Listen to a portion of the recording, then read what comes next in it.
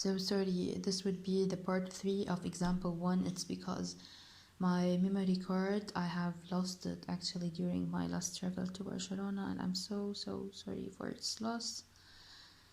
Anyway, so I have to divide my videos into different parts, although I was deleting a lot of my gallery now, but I can't video more than 2 minutes, so I'm going to use another phone, and this would be part 3 of the example, and I hope by the upcoming examples I have got more space by this phone to video it as a single video. So we were calculating whether it is constant, also to know if it's a pseudo zero order, assuming that n is equal 0, using the same equation and the jar packaging material. We did the following equation at theta equals 40, and we obtained the following result by the calculator: 1.38 times 10 to the power minus 3 optical density per day. Now, taking it at theta equals 20 days, again k b minus b0 over theta. B at let's see over here at 20, it is 0.127 minus 0.1 over 20. What we obtain over here 1 point approximately 35 times 10 to the power minus 3 optical density per day. Is it the same? Yes, we can assume if the difference is 0.3 that it is almost the same. So again, rate constant with respect to time, rate of formation of B. So yes, our assumption is true. It's pseudo zero order reaction. We can take it in another way. Yeah, actually I did this from only observing the table. Let's observe this table together.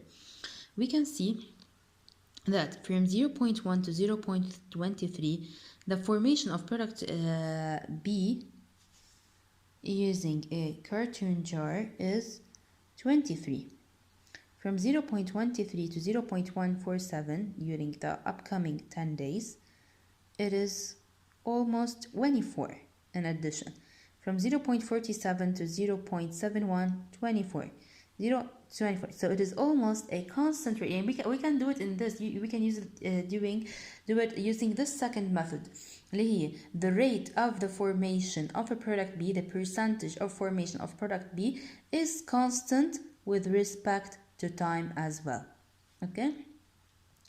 The same thing for the jars. We have over here a 14 increase, 0.014, 0.0 from here 13, 0.014 from 41 to 55, 0.014. So again, we have a constant rate of addition for product B. كمان the rate could be used only by minimizing from day 10 from day 0, day 20 from day 10, each one from the previous one. We can see that we have a constant rate of addition, a constant rate of a production of the browning pigment, and by this we can therefore conclude that it is a pseudo zero order reaction. So you can use either this method by directly minimizing and subtracting this value from the previous one, or by calculating the equation, getting up theta and verifying it with the equation. Now, part B question is, now part A is finished. Part B is that we have to calculate the shelf life of a juice in the 2 containers if the juice is unacceptable when browning exceeded 0.25. So here احنا عنا البي اي، البي critical، احنا عنا الbrowning exceeded 0.25، يعني كأنه احنا we are saying that browning equals to 0.25. So again it's BE equals B0 minus K theta S. It is the same equation, بس هون احنا رح نسميها إنه theta S اللي هي shelf life, it would be equal to BE minus B0 over K.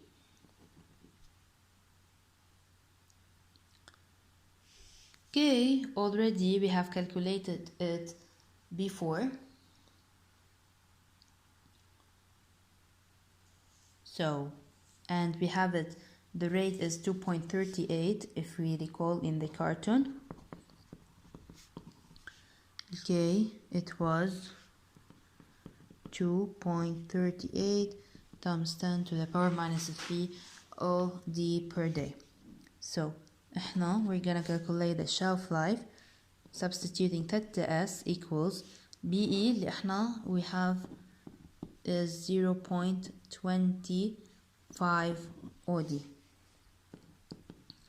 0.25 minus 0.1 here initial value of B0 over 2.38 times 10 to the power minus 3. The shelf life, calculating it using the calculator, would be 63 days.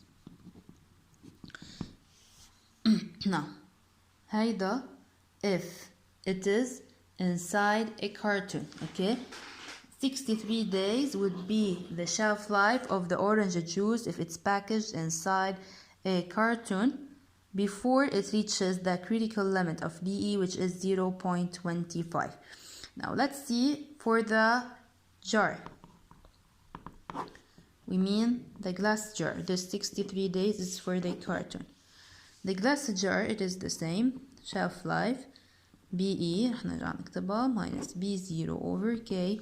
BE, it is again the same value, 0.25. But what would differentiate even B0? It's the same, 0.1, the same initial value. It's the K, the rate constant. And the rate constant in the glass jar طلع معنا احنا واحدة 1.35 once 1.38. So we're gonna take the average and it is 1.365 times 10 to the power minus 3. Doing this on calculator, we obtain a final shelf life of 109 days.